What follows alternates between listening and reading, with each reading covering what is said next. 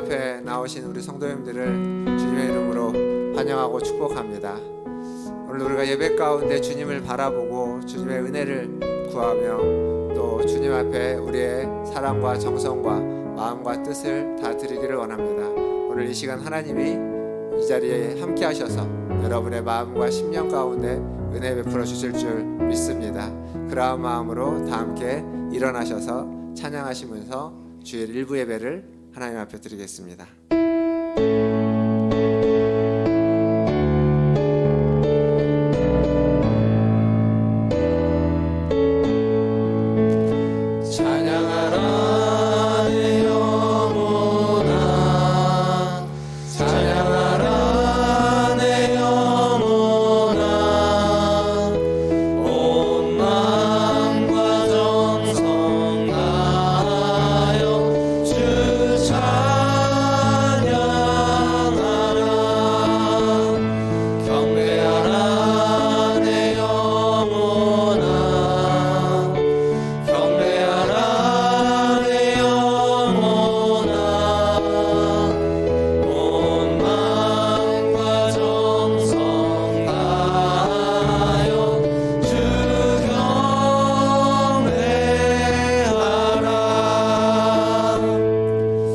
여호와여, 주의 인자하심을 우리에게 보이시며 주의 구원을 우리에게 알리소서. 아멘.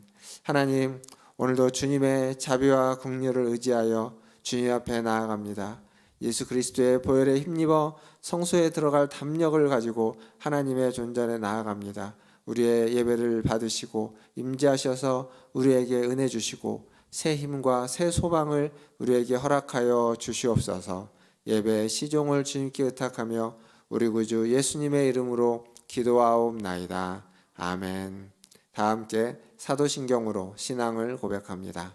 전능하사 천지를 만드신 하나님 아버지를 내가 믿사오며 그 외아들 우리 주 예수 그리스도를 믿사오니 이는 성령으로 잉태하사 동정녀 마리아에게 나시고 본디오 빌라도에게 고난을 받으사 십자가에 못 박혀 죽으시고 장사한 지 사흘 만에 죽은 자 가운데서 다시 살아나시며 하늘에 오르사 전능하신 하나님 우편에 앉아 계시다가 저리로서 산자와 죽은 자를 심판하러 오시리라. 성령을 믿사오며 거룩한 공예와 성도가 서로 교통하는 것과 죄를 사하여 주시는 것과 몸이 다시 사는 것과 영원히 사는 것을 믿사옵나이다. 아멘. 다 함께 앉으셔서 찬양하신 후에 임기용 집사님 나오셔서 기도해 주시겠습니다.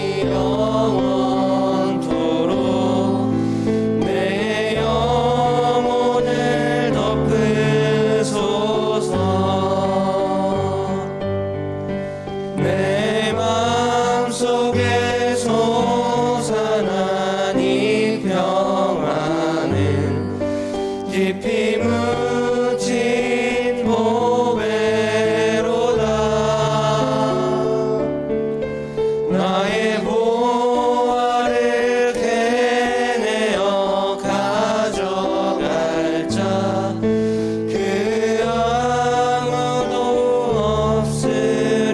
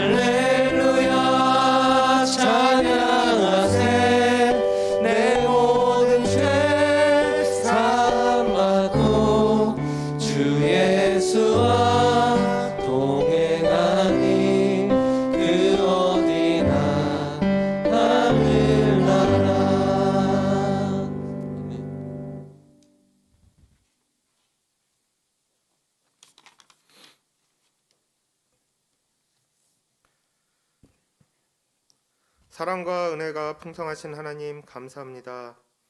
한 주간도 삶의 터전에서 저희들을 품어주시고 거룩한 주일을 맞이하여 예배의 자리로 인도하심을 감사드립니다. 이 시간 저희의 모든 허물과 연약함을 십자가 앞에 내려놓게 하시고 하나님의 은혜와 사랑으로 덮어주시사 주님의 음성을 듣는 귀한 시간이 될 수 있도록 인도하여 주시옵소서. 이 나라를 사랑하시는 하나님 아버지, 저희 민족을 긍휼히 여겨 주시옵소서. 사회적 거리두기가 해제되고 많은 교회들이 예전의 모습대로 돌아가려고 노력 중에 있습니다. 하지만 2년 가까이 영적 공급을 받는 기회가 줄어들었고 비대면에 익숙해지면서 교회로 돌아오지 않은 성도들이 많이 있습니다. 이로 인해 크고 작은 많은 교회들이 경제적으로 어려움을 겪고 있다 합니다. 저희 믿는 자들이 각성할 수 있도록 도와주시고 다시금 교회들이 회복되고 부흥될 수 있도록 함께하여 주시옵소서. 아울러 질병의 고통과 경제적으로 어려움을 겪고 있는 이 시기를 기억하여 주시옵소서. 다시금 확산되고 있는 코로나, 전쟁과 긴축 정책으로 위기를 맞이한 금융시장, 끝없이 오르는 인플레이션과 이에 따른 경기 침체의 두려움, 모든 대내외 상황들이 어려운 가운데 있습니다. 나라의 위정자들에게 지혜와 명철을 주시고 모든 역량을 국민의 안보와 경제 문제를 해결하는 데 집중할 수 있도록 하여 주시옵소서. 사랑의 하나님, 폭염이 계속되고 있습니다. 무더운 여름을 주의 은혜 가운데 잘 보내기를 원합니다. 특별히 나이 많은 어르신들을 기억하시고 그들이 폭염 속에서 지치고 병들지 않도록 하여 주시옵소서. 아울러 몸이 불편하거나 아프신 성도들을 기억하시사 치유의 손길로 응답하여 주시길 소망합니다. 이번 달부터 시작되고 있는 주일학교 및 각 기관들의 성경학교와 수련회를 위해 기도드립니다. 그동안 코로나로 인해 수련회가 진행되지 못했습니다. 다시 재개되는 것만으로도 참으로 감사드립니다. 이를 위해 기도하며 준비하는 교사들과 교역자들에게 성령의 능력을 더하사 잘 진행될 수 있도록 하여 함께하여 주시옵소서. 좋은 날씨 허락하시고 무엇보다 안전사고 없이 계획된 대로 잘 진행될 수 있도록 하여 주시옵소서. 성령으로 함께하시는 하나님, 말씀을 선포하실 저희 박성원 목사님께 성령과 능력이 충만케 하시고 말씀을 전하실 때 하나님께는 영광이 되고 저희들에게는 은혜 충만한 시간이 되게 하여 주시옵소서. 오늘 사정으로 예배에 참석하지 못한 성도님들 있습니다. 어디에 있든지 이 자리를 기억하게 하시고 모든 상황과 환경을 주장하여 주시옵소서. 예배를 돕는 작은 손길 하나하나 기억하여 주시고 축복하여 주시옵소서. 예배의 시종을 주님께 의탁하오며 예수 그리스도 이름으로 감사하며 기도드리옵나이다. 아멘.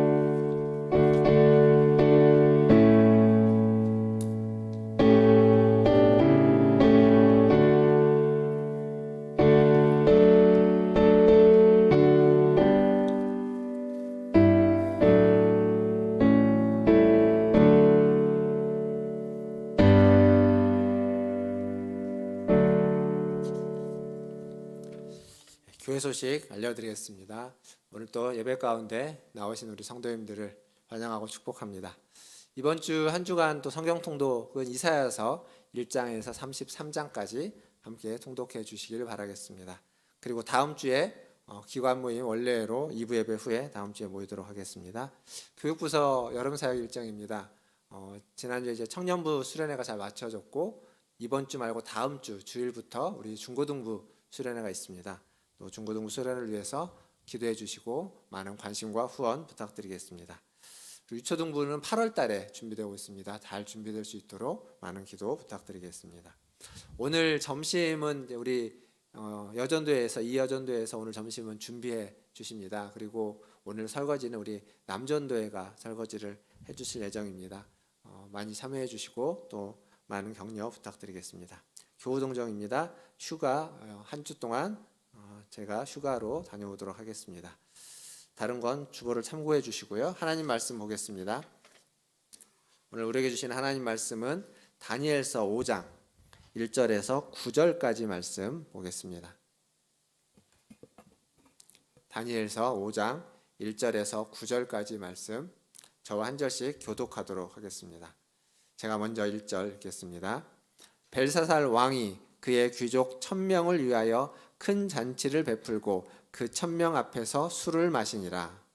벨사살이 술을 마실 때에 명하여 그의 부친 느부갓네살이 예루살렘 성전에서 탈취하여 온 금, 은 그릇을 가져오라고 명하였으니 이는 왕과 귀족들과 왕후들과 후궁들이 다 그것으로 마시려 함이었더라. 이에 예루살렘 하나님의 전 성소 중에서 탈취하여 온 금그릇을 가져오매 왕이 그 귀족들과 왕후들과 후궁들과 더불어 그것으로 마시더라. 그들이 술을 마시고는 그 금, 은, 구리, 쇠, 나무, 돌로 만든 신들을 찬양하니라. 그때 사람의 손가락들이 나타나서 왕궁 촛대 맞은편 석회벽에 글자를 쓰는데 왕이 그 글자를 쓰는 손가락을 본지라. 이에 왕의 즐기던 얼굴빛이 변하고 그 생각이 번민하여 넓적다리 마디가 녹는 듯하고 그의 무릎이 서로 부딪힌지라. 왕이 크게 소리질러 술객과 갈대아 술사와 점쟁이를 불러오게 하고 바벨론의 지혜자들에게 말하되 누구를 막론하고 이 글자를 읽고 그 해석을 내게 보이면 자주색 옷을 입히고 금사슬을 그의 목에 걸어주리니 그를 나라의 셋째 통치자로 삼으리라 하니라. 그때 왕의 지혜자가 다 들어왔으나 능히 그 글자를 읽지 못하여 그 해석을 왕께 알려주지 못하는지라. 같이 읽겠습니다. 그러므로 벨사살 왕이 크게 변민하여 그의 얼굴빛이 변하였고 귀족들도 다 놀라니라. 아멘. 우리 좌우에 계신 분들 보시면서 인사하겠습니다. 사랑합니다. 축복합니다.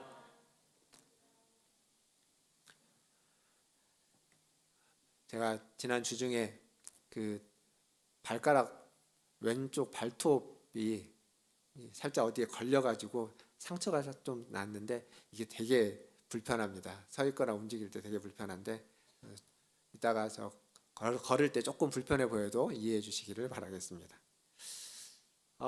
운전을 하다 보면 운전을 하는 사람은 아시겠죠? 운전을 하다 보면 종종 그 경고등이 들어오는데 가장 많이 들어오는 경고등이 있다면 아마 주유등일 겁니다. 기름을 넣으라는 주유등. 제가 한 번은 그 여행을 다닐 때 미국에서 여행할 때 데스밸리라는 곳으로 여행을 간 적이 있는데 거기에 이제 차를 가지고 가는데 데스밸리가 되게 넓은 지역인데 그 데스밸리 안에 주유소가 딱 하나 있습니다. 이 가운데쯤에다 하나 있는데 거기를 이제 가다가 그 분화구라고 하는 지역을 좀 구경하기 위해서 이제 가게 되는데 갔다 오는 거리가 왕복 한 40마일, 한 60km가 좀 넘더라고요. 그렇게 넘는 길을 가기로 일단 들어섰는데 길을 근데 주유등이 들어온 겁니다. 주유등이 들어와서 갈 수 있는 그 거리를 좀 계산을 대략 해보니까 잘하면 그 정도 갔다 오겠더라고요. 근데 이게 잘하면 갔다 오는 거지 않습니까? 잘못하면 중간에 멈출 수도 있는 겁니다. 그러니까 이제 가족들에게는 말도 못하고 저 혼자 이제 에어컨도 좀 줄였다가 속도도 빨리 안 가고 적당히 갔다가 하면서 잘 갔다가 다행히 아무런 사고 없이 돌아왔습니다. 근데 이 경고등이 들어왔는데 이 경고등을 무시하고 그냥 계속 달리기만 하면 어떻게 되는지 우리는 다 압니다. 차는 언젠가는 반드시 멈추게 될 것입니다. 경고등이라는 게 그런 겁니다. 들어오면 지금 당장 무슨 일이 생기는 건 아니지만 언젠가는 무슨 일이 생길 거라는 거죠.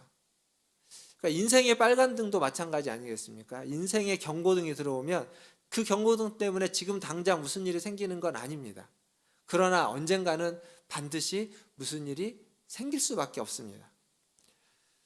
지금 괜찮으니까, 지금 별일이 안 생기니까 그 경고등을 무시하고 가면 안 되는 거죠. 지금 우리가 보고 있는 본문에 다니엘서 5장에 등장하고 있는 벨사살 왕도 이와 비슷합니다. 지금 바벨론 제국, 그가 다스리고 있는 바벨론 제국은 이미 경고등이 들어와 있습니다. 풍전등화와 같은 상태입니다. 그런데 지금 이 벨사살 왕은 그 경고등을 무시하고 1000명의 귀족들과 함께 성대한 잔치를 벌이고 있는 겁니다. 어쩌면 그 경고등을 보고 싶지 않아서 일부러 더 잔치를 성대하게 했을지도 모릅니다. 그러니까 현실이 너무 암울하기 때문에, 현실이 어떻게 자기가 바꿀 수 없다는 걸 알기 때문에 현실 도피용으로 잔치를 더 크게 벌이고 있는지도 모르겠습니다.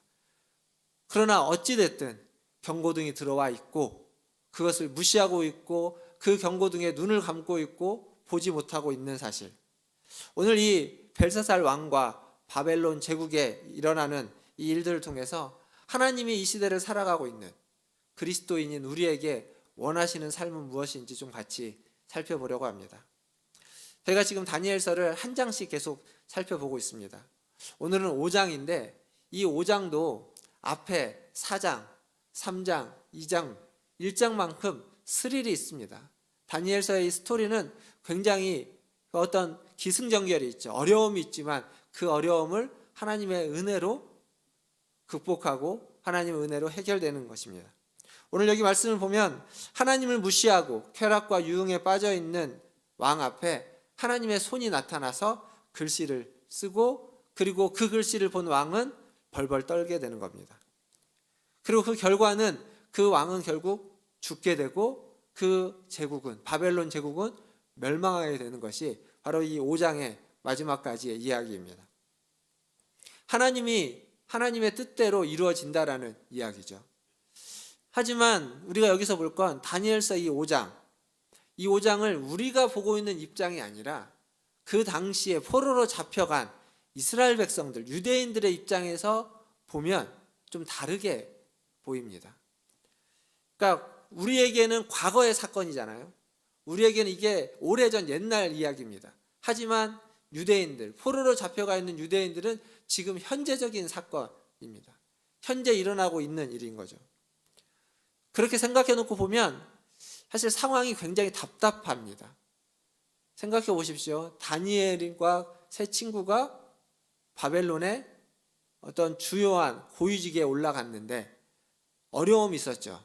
2장에서 4장에서 느부갓네살의 꿈을 해몽하면서 그 어려움을 극복해냈습니다.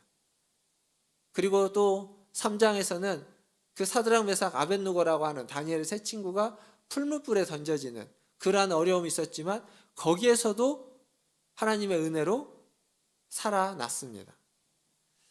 즉 무슨 얘기냐면 이렇게 2장, 3장, 4장을 거쳐오면서 하나님이 그들에게 역사하셨고 그 땅 가운데 역사하셨고, 그리고 그 하나님에 대해서 바벨론 왕이었던 느부갓네살이 하나님을 인정하고 높이고 찬양했습니다.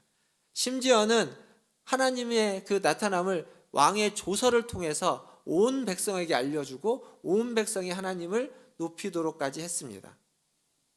그런데 세상이 이렇게 달라지지 않았습니다. 생각해 보십시오. 느부갓네살이 40여 년 동안 다스렸습니다. 오랫동안 통치하면서 하나님의 역사를 경험했고, 그는 그 하나님의 역사 때마다 하나님을 인정하고 하나님을 높이고 조서로서 하나님을 찬양하고 만백성이 찬양하게 했는데, 근데 여전히 바벨론은 하나님을 무시하고 조롱하고 있었다는 겁니다. 이 벨사살 왕의 모습을 보면 그렇습니다. 잔치를 벌이면서 예루살렘에서 하나님을 섬겼던 그 그릇을 가지고 와서 그 그릇에다가 술을 따라 마시면서 하나님을 조롱하고 유대인들을 조롱하고 그들의 어떤 그 높아짐을 더욱 높이고 있는 그러한 왕의 모습입니다. 전혀 바뀌지 않았습니다. 느부갓네살이 진정으로 하나님을 찬양하고 하나님을 높이고 하나님을 인정했다 할지라도, 그것이 거짓이 아니라 진짜 진심이었다 할지라도 세상은 변하지 않았습니다. 어쩌면 우리가 살고 있는 세상도 이와 비슷한지 모릅니다. 벨사살은 느부갓네살의 손자입니다. 오늘 성경에는 마치 아버지처럼 등장하긴 하지만 이 자손이라는 아들이라는 말은 손자입니다. 손자로서 벨사살의 업적은 성경에 전혀 기록되어 있지 않습니다. 다니엘서에 벨사살이 어떤 왕이었는지 모릅니다. 기록이 안 되어 있으니까. 그러나 그가 한 일은 기록되어져 있죠. 잔치를 벌인 것. 1000명의 귀족들과 함께 잔치를 벌였습니다. 흥청망청되고 있는 겁니다. 1000명이나 되는 귀족, 적지 않은 귀족입니다.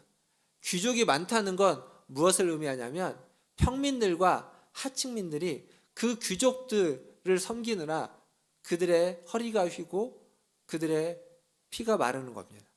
그러니까 귀족이 많다는 것은 그 나라의 보통 사람들은 그 귀족들로 인해서 고역을 당하고 있다라는 것을 말해줍니다. 그런데 여기 지금 1000명의 귀족들과 함께 지금 나라의 운명이 풍전등화에 놓여져 있는데도 불구하고 성대한 잔치를 벌이고 있다는 건 이 나라가 지금 어떤 나라인지를 우리가 생각해 볼 수 있습니다. 한 나라의 행복 지수는 이렇게 이야기합니다. 부자들의 부에 달려 있는 것이 아니라 가난한 자들의 행복에 달려 있다. 그러니까 한 나라가 과연 옳은 나라, 바른 나라, 행복한 나라인지는 부자들이 얼마나 행복하고 얼마나 부를 많이 가지고 있느냐가 아니라 가난한 자들이 그 가난에도 불구하고 얼마나 평화롭고 행복하게 지내는지에 달려 있다는 겁니다. 특히 지금처럼 요즘 우리나라 이제 금리가 막 갑자기 또 올라갔지 않습니까? 금리가 오르면 돈을 많이 가지고 있는 사람은 좋습니다. 이자가 많이 붙기 때문에.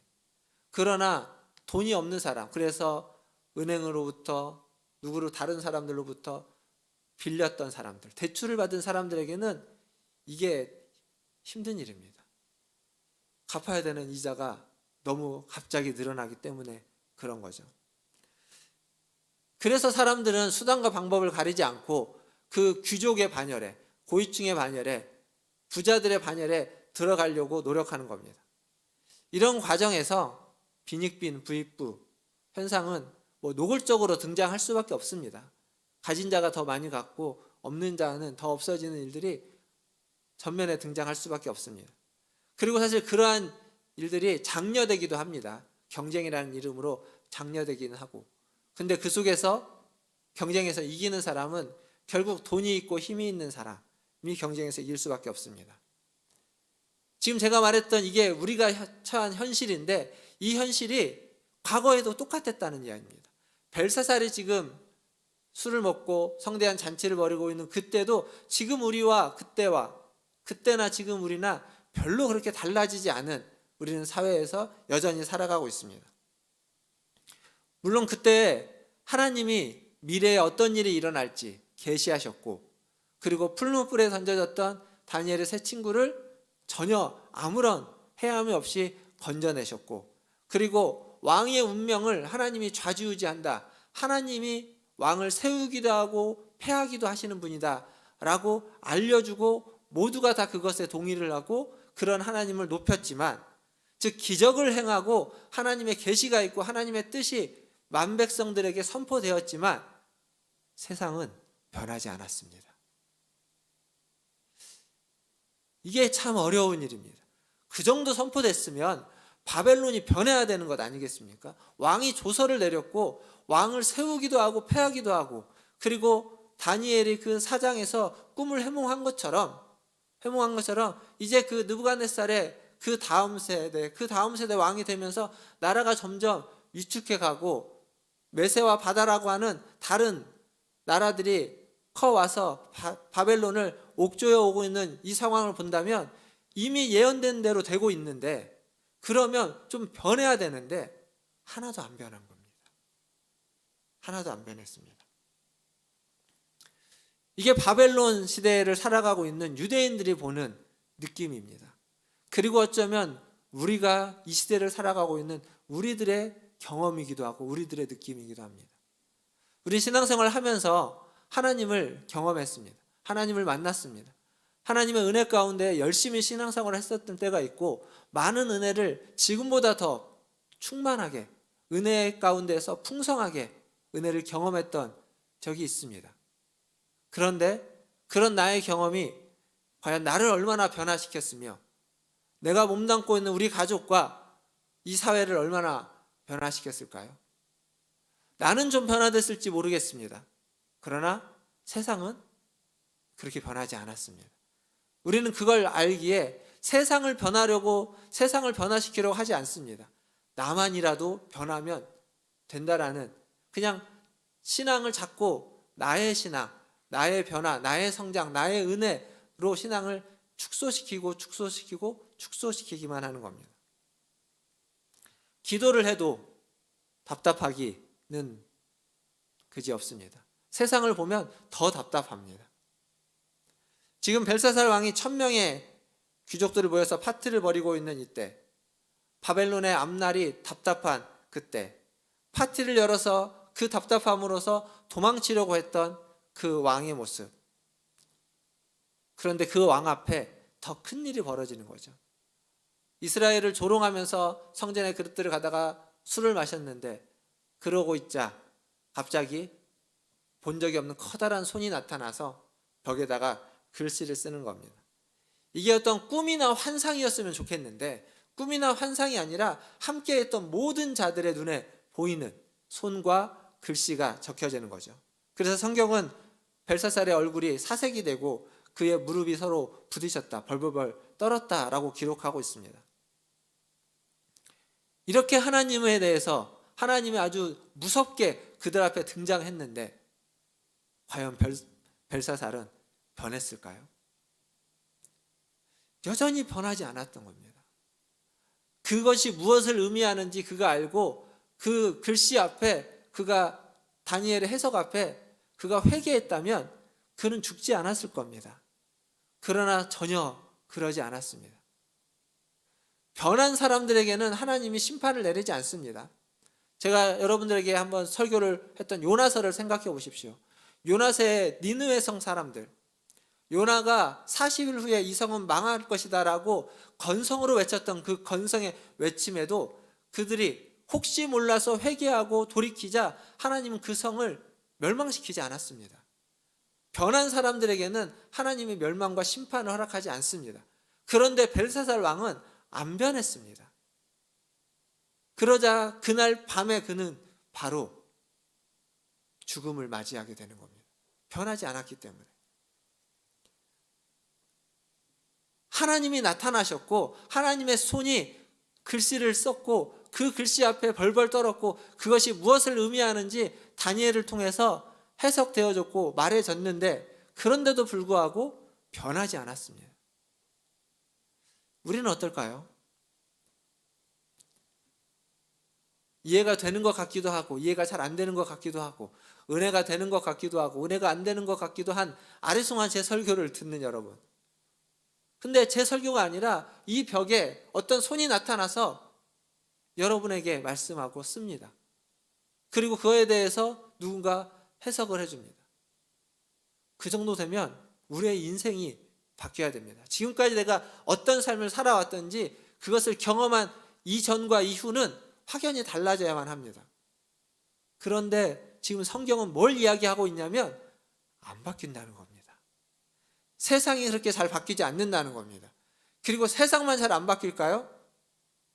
나도 안 바뀐다는 겁니다. 세상이 안 바뀌는 것만큼 나도 그렇게 잘 안 바뀐다는 겁니다. 하나님의 은혜를 경험했는데, 하나님의 기적을 맛봤는데, 하나님이 무섭고 두렵게 나타나셨는데, 그런데 그걸 다 경험하고 나서도 내가 잘 안 바뀐다는 겁니다. 그러니 당연히 세상도 안 바뀌겠죠. 사실 우리가 믿음으로 살아오면서 변하지 않은 것은 아닙니다. 10년 전, 20년 전과 생각해 보면 지금의 나의 모습이 좋은 쪽으로든 긍정적으로든 부정적으로든 바뀌었을 겁니다.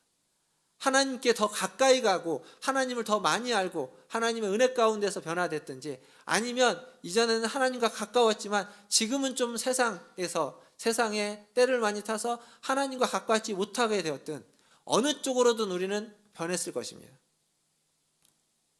사실 이 변화는 목회자인 저와 같은 사람들에게는 굉장한 고민입니다. 나 자신의 변화도 변하지만 어떻게 우리 성도들을 하나님이 원하시는 사람으로 성장시키고 성숙해 하고 변화시킬지, 어떻게 하면 그것이 가능한지, 그것이 우리의 힘으로 될 수 없다는 걸 알지만 그럼에도 불구하고 하나님이 하시는 그 일에 숟가락이라도 얹기 위해서 어떻게 그 일에 좀 동참할 수 있을까 하는 항상 고민에 있습니다. 근데 그게 쉽지 않다는 걸 너무도 잘 알기에 오늘 또 고민하고 또 이런 말씀을 전하고 있는 겁니다. 제가 미국에서 만났던 다리가 불편하신, 소아마비 때문에 다리가 불편하신 한 목사님에게 이런 이야기를 들은 적이 있습니다. 그 목사님이 다니엘 메칸지라고 하는 사람의 글을 보았다고 합니다. 그 다니엘은 2007년에 뺑소니 사고를 통해서 하반신 불구가 되었다고 합니다. 사고가 났고 그 사고를 수습하기 위해서 수많은 수술을 하고 여러 번의 치료의 과정을 거쳤지만 그 하반신 불구가 그렇게 회복되지 못했다고 합니다. 치료를 하면 할수록 고통이 더해져 가는 거죠. 너무 억울했지만 그래도 긍정적으로 살려고 수없이 노력을 했고 다짐을 했는데 현실은 어둡고 슬프기만 했다고 합니다.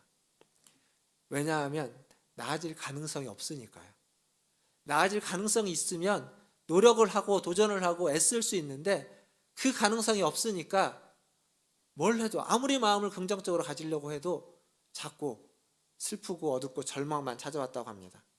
그렇게 힘든 시기를 보냈던 그가 이렇게 고백했다고 목사님이 이야기했습니다.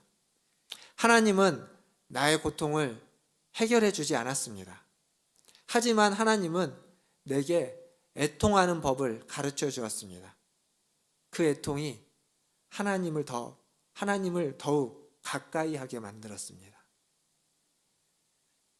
하반신 마비로 살아가다 보니까 아무리 용기를 내고 아무리 긍정적으로 살아가려고 해도 한순간에 물거품이 되는 일들이 비일비재하는 겁니다. 주님의 음성을 듣고 주님의 뜻을 알고 기다리고 기다리지만 그 지루함 속에 절망하기도 하고 낙심하기도 하는 겁니다. 얼마나 답답하겠습니까? 얼마나 속상하겠습니까? 애통하는 그 수많은 애통의 날들을 통해서 하나님 앞에 애통함으로 하나님 앞에 나아가는 것을 배우게 된 겁니다. 그래서 이 다니엘은 그렇게 이야기했다고 합니다. 나의 삶은 변화가 목적이 아니라 살아내는 것이 목적이다. 살아내는 것만으로도 나는 충분히 힘들고 충분히 잘하고 있다고 생각한다. 내가 살아있다는 증거는 변화되는 것이 아니라 기다림 속에서 애통하고 있는 것이다. 이렇게 이야기했다고 합니다. 이 이야기에 공감이 되십니까? 얼마나 공감이 될까요? 우리는 이런 상황에 처해 있지 않기에 사실 공감을 한다고 한들 아주 조금밖에는 공감되지 않을 겁니다.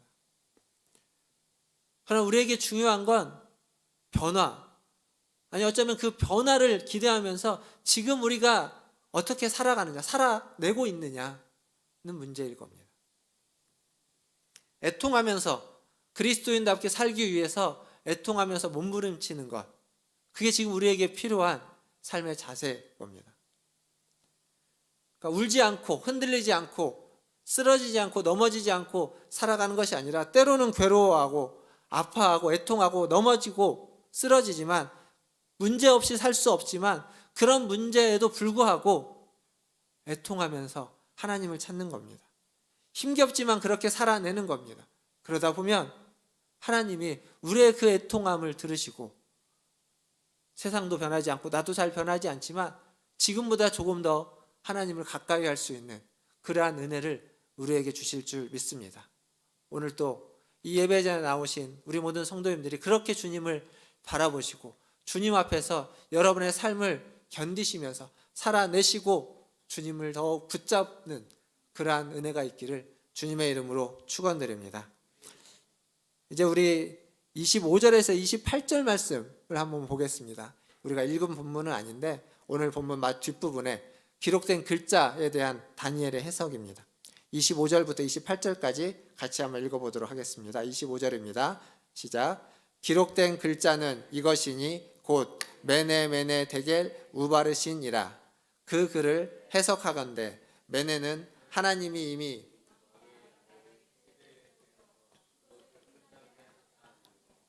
데겔은 왕을 달아보니 부족함이 보였다 함이요 베레스는 왕의 나라가 나누어서 메대와 바사 사람에게 준바되었다 함이니이다 하니. 글자가 쓰였는데 메네 데겔 우바르신이라는 글자가 쓰였다고 합니다. 근데 사실 이건 아무도 모릅니다. 왜냐하면 한 번도 본 글자가 아니기 때문에 그렇습니다. 바벨론 사람들에게는 한 번도 본 글자가 아닙니다. 이걸 만약 한글로 표현하면 이겁니다. 화면 한번 보여주시겠습니까? 저기 밑에 있는 글자를 한번 읽어보십시오. 글자입니다. 기억 니은이 아니고 기억 시옷이 아니고요. 못 읽죠? 이런 것과 비슷할 겁니다. 그냥 제가 그때 아마 벽에 쓰여진 글자가 우리식으로 표현하면 저런 식의 글자였을 거다. 상상을 해본 거죠. 다시 한번 그거 보여주십시오. 글자를 보여주시면 이걸 읽게 되면 이렇게 합니다. 개수되고 개수되니 재어서 나뉘었다. 이해가 되죠? 개수되고 개수되고 재어서 나뉘었다. 메네메네 데겔 우바르신, 그게 이 뜻입니다. 개수되고 개수되니 재어서 나뉘었다. 다니엘이 이 말을 해석하면서 우리가 방금 읽었던 26절부터 28절을 보면 이제 왕의 시대가 하나님 앞에서 개수되었다, 카운트 되었다는 겁니다. 세워졌다는 겁니다. 즉 다 세워졌다는 겁니다. 끝까지 다 세웠다는 거죠. 즉 무슨 말이냐면 끝날이 왔다는 겁니다. 설마 했던 그날이 왔다는 겁니다. 개수되고 개수되었던 그 마지막 날이 이제 왔다는 겁니다. 그리고 데겔, 재었다는 거죠. 무게를 달았다는 겁니다. 그 마지막 날에 왕의 한 일에 대해서, 이 나라에 대해서 하나님이 무게를 재어 보았다는 거죠. 재어 보니까 부족했다는 겁니다. 하나님이 원했던 그 무게에 합당하지 못했다는 거죠. 그래서 이 우바르신의 우는 그리고라는 겁니다. 우는 그리고, 그래서 바르신 이 나라를 나누어 버렸다는 겁니다. 메대와 바사에게 나누어서 줘버렸다는 겁니다. 바르신, 이건 아람어 표현인데 히브리어는 베레스라고 합니다. 하나님이 이 나라를, 바벨론을 나누어서 메대와 바사에게 줘버렸다. 나라가 망한다라는 이야기입니다. 그날이 됐다는 겁니다. 이제 그날이 되어서, 그 마지막 날이 되어서 다 수를 카운트한 후에 이제 너희의 무게를 달아보고 부족하여서 나라를 나누어 버렸다. 이게 다니엘의 해석입니다. 사실 지금까지 앞에서 4장에서 그리고 2장에서 다니엘이 느부갓네살의 꿈을 해몽했을 때에는 미래적인 것이었습니다. 지금 당장 임할 이야기는 아니었습니다. 그러나 이건 지금 당장입니다. 다 개수가 됐다는 겁니다. 이제 다 끝이라는 겁니다. 마지막까지 기다리고 재고 세서 다 끝에 다 세웠다는 겁니다. 이제는 재어보는 것밖에 없는데, 재어봤는데 나뉘어진다. 우바르신, 너희가 멸망할 것이다 라는 얘기입니다. 이 말을 듣고 벨사살은 뭘 했는지 아십니까? 회개한 것이 아니라 다니엘에게 상을 내렸습니다. 지금 다니엘에게 상을 내리고 말고 할 때가 아닌 겁니다. 끝났다는 거죠. 너는 끝났다. 어찌 보면 다니엘에게 화를 냈어야만 하는 겁니다. 멸망을, 왕 당신은 이제 끝났다라고 하는 저주를 퍼부은 것이니까요.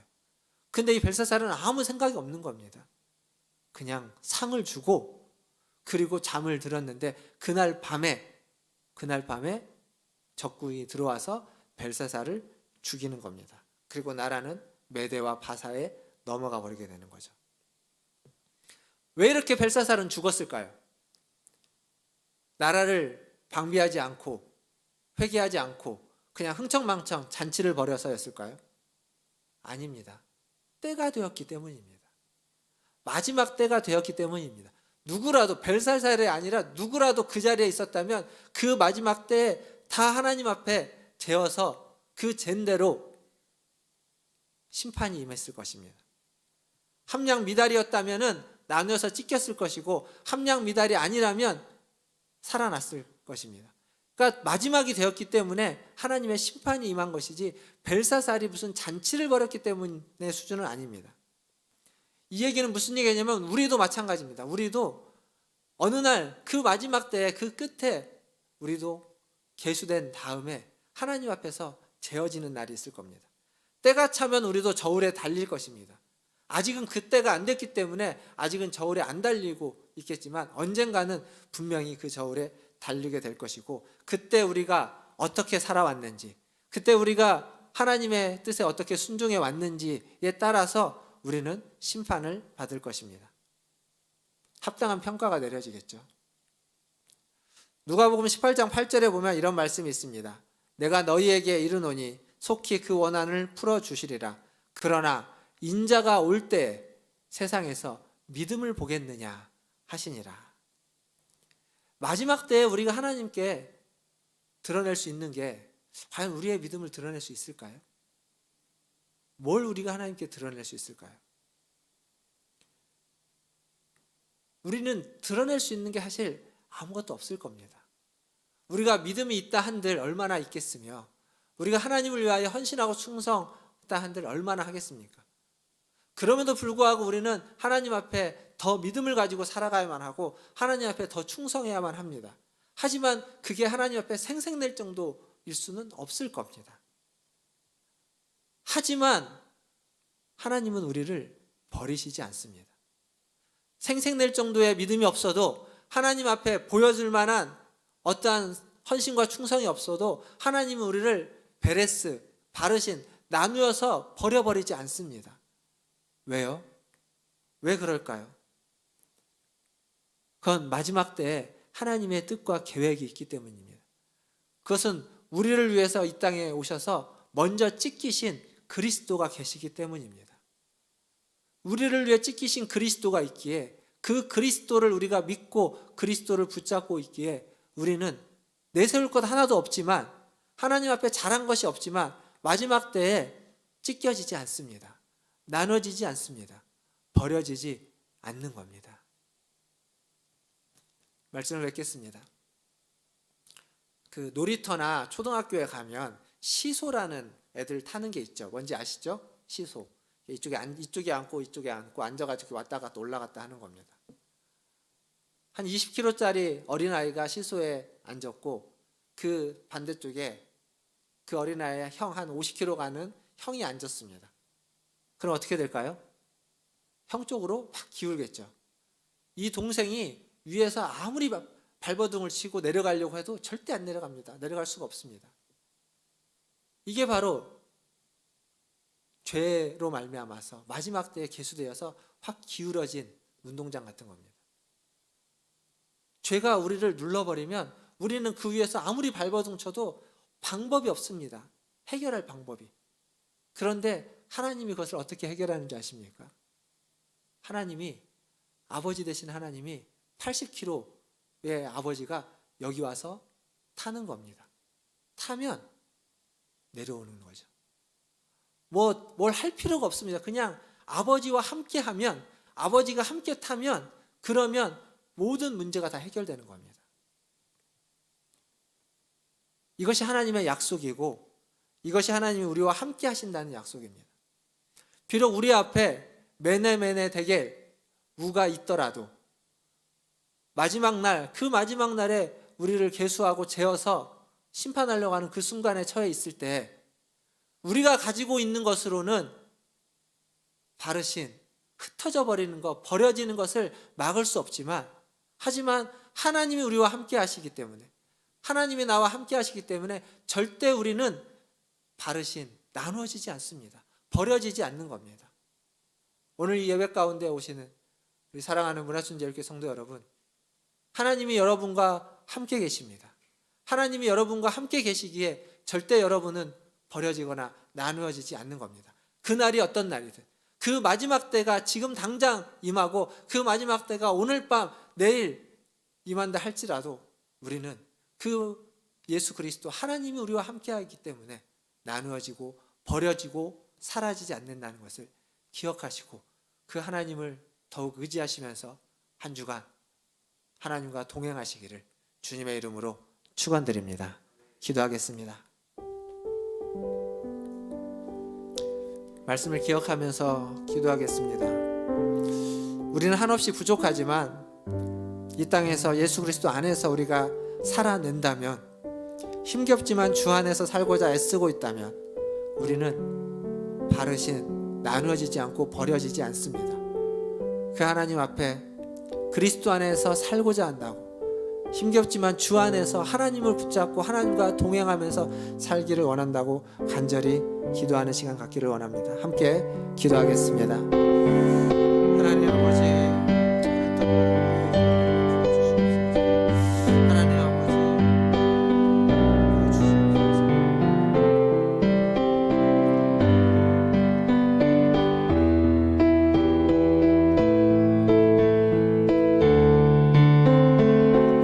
아버지 하나님,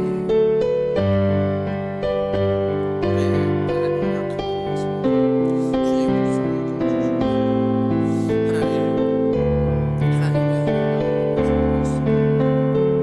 하나님, 참으로 변하지 않는 우리들, 하나님 나도 변하지 세상에 아무리 사고가 변하지 않는 살아갈 수 있는 주의 불쌍히 주시옵소서. 주의 은혜를 주시옵소서. 주의 은혜를 주시옵소서. 아버지 하나님,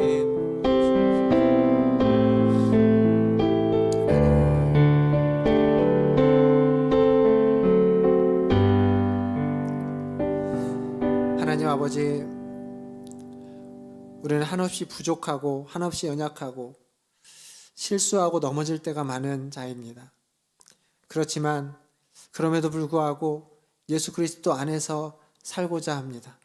주를 떠나지 않고 주 안에서 주님을 의지하고 주님과 함께 살아가고 싶습니다. 주님, 우리와 함께하여 주시옵소서. 주님, 우리를 놓지 마시고 우리를 붙잡아 주시고 우리가 주님으로 말미암아 은혜를 받으며 힘을 받으며 그 은혜와 그 힘으로 오늘 또 살아내게 하시고 이번 한 주간도 살아낼 수 있는 하나님, 우리 모든 성도들 되게 하여 주시옵소서. 그래서 어떤 상황에 처하든지 어느 순간에 닥치든지 하나님으로 말미암아서 나누어지지 않고 버려지지 않고 하나님의 품 안에서 평안함을 누리며 소망을 가지며 기뻐하며 견뎌내며 이겨내며 승리할 수 있는 하나님의 자녀, 하나님의 백성들 다 되게 하여 주시옵소서. 감사하며 예수님의 이름으로 기도하옵나이다. 아멘. 이 시간 우리 찬송가 408장 함께 찬양하시면서 준비하신 예물 하나님께 드리겠습니다.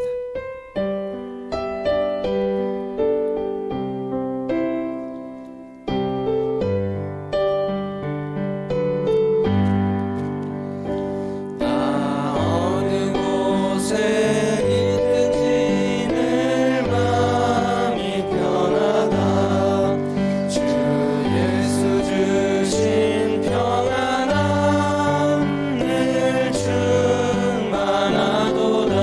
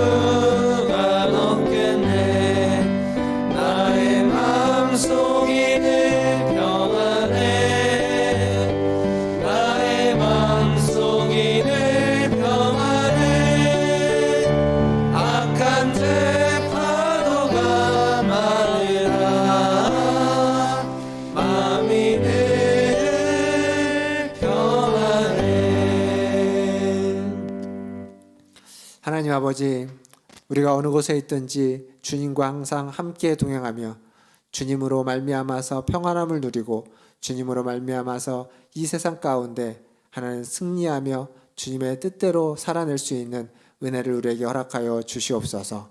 오늘도 예배 가운데 나올 때 빈손으로 오지 않고 주님이 주신 물질 중 일부를 구별하여 주님께 드리게 하시니 감사합니다. 하나님, 우리의 정성을 모으고 우리의 아버지 하나님 땀방울을 모아서 구별한 재물이 오니 하나님, 이 예물이 쓰이는 곳에 주님의 뜻이, 주님의 나라가, 하나님 주님의 역사가 있게 하여 주시옵소서. 또한 예물을 드린 손길 위에 함께하여 주시고 하나님, 그의 마음을, 그의 삶을 아버지 하나님 살펴주셔서 그의 마음이 항상 평안케 하시고 그의 삶이 주님으로 말미암아서 형통케 되는 은혜를 덧입혀 주시옵소서. 그러나 때로 부족하고 어렵고 힘들 때에도 아버지 하나님께서 함께 하셔서 그 어렵고 힘든 시기를 이겨내고 견뎌내고 극복해내고 하나님의 자녀로, 하나님의 백성으로 하나님의 뜻대로 살아낼 수 있는 그러한 은혜를 더하여 주시옵소서. 모든 것을 주님의 손에 의탁하며 지금은 우리를 죄에서 구원하여 주신 우리 구주 예수 그리스도의 은혜와 하나님 아버지의 크고 무한하신 사랑하심과 성령 하나님의 위로 교통 충만케 하심이 어떤 순간에도 어떤 상황에도 좌절하고 실망하고 낙심하지 않고 주님과 함께하며 주님을 의지하고 주님을 붙잡고 주님과 동행하기를 소원하고 기도하고 간구하는 고개 숙인 문화천재일교회 모든 성도들 위에와 그들의 자녀손들과 가정과 직장과 일터 위에 주의 복음을 들고 주님과 함께 사역하는 선교사님들과 사역자들 위해 재확산되고 있는 코로나와 전쟁의 모든 위험을 해결하기 위고 극복하기 원하는 모든 관계자들 위해 이제로부터 영원토록 함께 있을지어다. 아멘.